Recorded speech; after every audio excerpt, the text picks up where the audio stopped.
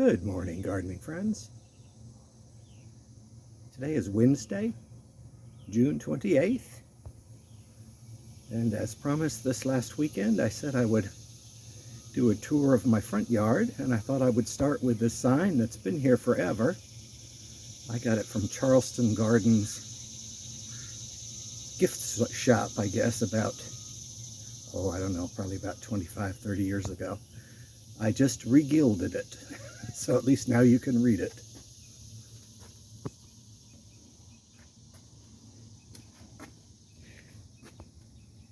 It's early in the morning, and it's probably about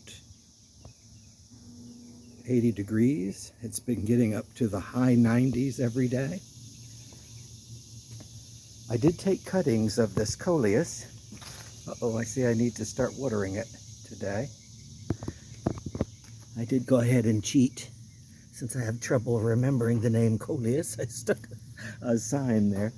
I took 5 cuttings from the chartreuse one.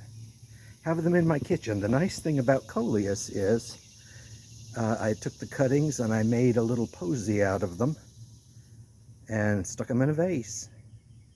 So they're going to root while I get to enjoy them as basically cut flowers. I took 5 cuttings, so we'll see how many survive. I imagine they all will. I see something's been digging up my bulbs here. I'll have to plant my paper white bulbs again. Everything is really doing well in this heat.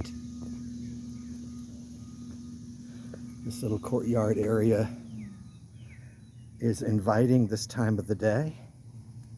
I think I'm going to need to replace my pelargoniums. Although they lasted through the winter, they're not looking all that great right now. I limbed up my Australian tree fern, so it looks more like a palm. And I'll tell you what, this stuff has grown and grown and grown. It's oregano. There's one little clump back in there, and I planted it there to soften the sharp edge of this sidewalk, which is a blessing and a curse, because now you don't see the sharp edge, and you may see where I'm going with this. If you're walking with bedroom slippers, you got to remember where the sharp edge is. Here you can see the damage of those large black grasshoppers that I've been mentioning. I did look them up, and they're called horse lubbers. Lubbers. There's only one bird that eats them, and I can't think of the name of the bird right off the top of my head, but unfortunately for us in Alabama, it doesn't like to spend its summers here. So basically the horse lubbers have no natural enemies. And here you can see my wildlife meadow is doing well. There's a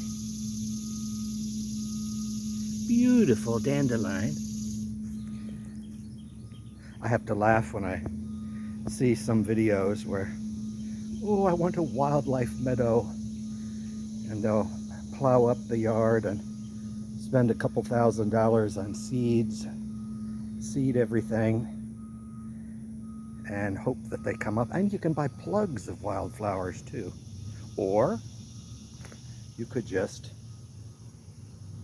let whatever's in the lawn grow. There's Miss Baby. She came and ate already. I did clean up my potager yesterday. It does have weeds every now and then, even though it's got a thick layer of leaf mulch in there.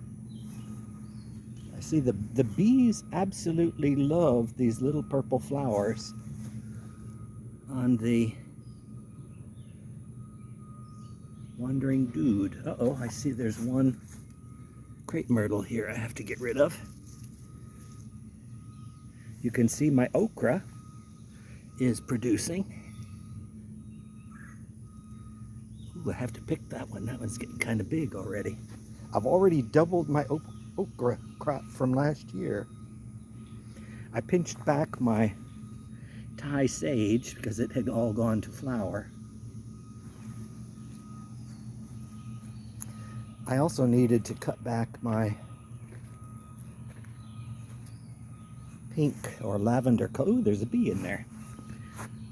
Working over my bee balm. Imagine that. But they get kind of tall and floppy, and that's about all they're going to do for this year. You must like, well, I guess that's the name, bee balm, over the butterfly bush, because they're not working over. I'm getting the second flush of flowers on the butterfly bushes. I do see some butterflies and moths around here. I can't really tell the difference. Got to pick a few tomatoes. Oh, more okra. Uh-oh, that okra may be a little past already. It's I don't like big okras. Oh, there's two there. Leaf was covering one. There you can see my ginger is growing. And oh my goodness, I haven't looked here recently. I've got some green beans on my green beans. Not really enough to make a meal out of, but I'll add them to other green beans that I purchase. I did finally throw in the towel on keeping the snapdragons or antirrhinums alive. I planted them last, I want to say September or October. You can go back through the videos. And they were doing fabulously well, except in this heat of the day. Every day they would absolutely wilt flat against the bushes. And I thought it's time to yank them up and put something else in their place. Here everything is doing well. Banana trees. I've been cutting a few bits of dead out.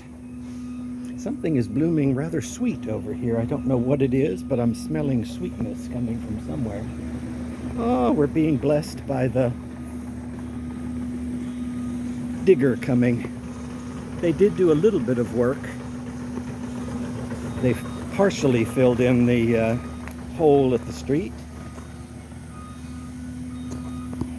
Here you can see the plant is doing the Loropetalum is sending out new growth. I weeded all of this yesterday, and I've got my first flowers of the year on my hydrangea. It's a limelight hydrangea. It's actually doing pretty well. And those are the dark blue bottles that I got from eBay on my evil spirit catcher. I am about ready to call it quits on growing zucchini.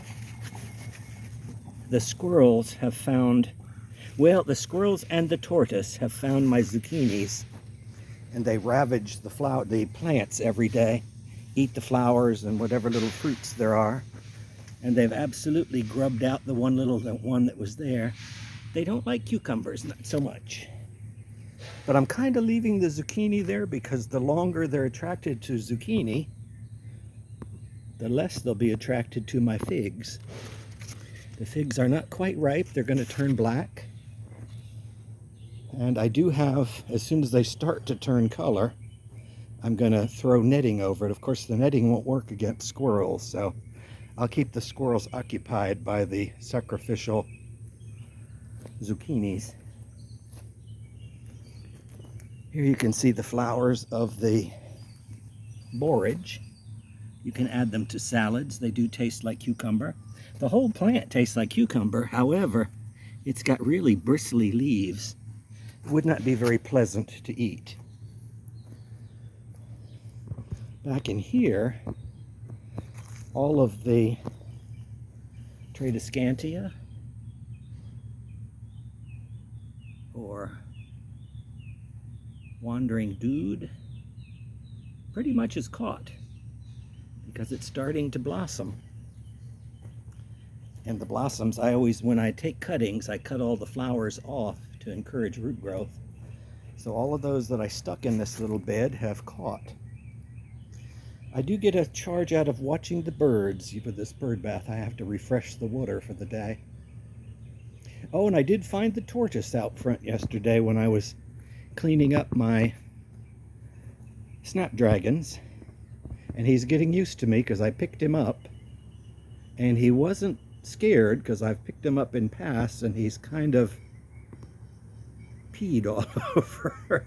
He didn't do it yesterday. I picked him up and he retracted into his shell and carried him into the backyard where I have the water for him out there. There's no water in the front yard here.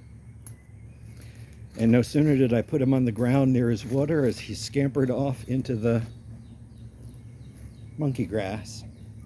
Here you can see the autumn carnation.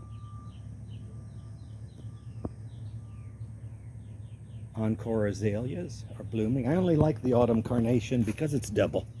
I like double flowers. So it's starting to send out flowers for the summer. Everything in the front is looking good. Just a matter of keeping the weeds down. They're not too bad right now. But I like to get out early in the morning and get my work done by about 9 or 10 o'clock because it gets hot very rapidly. Yesterday it got up to 98, and of course it's just the start of the summer, so I did clean up my crepe myrtle. It had a few scraggly bits of growth at the base, and you can see this crepe myrtle was here when I bought the house. I did trim it. It used to be taller, and I like the pink color. I always call it watermelon pink because that's what it reminds me of. But there you have it, as promised. Little walk around my front yard. I'll leave you with a picture of my potager. Have a good day.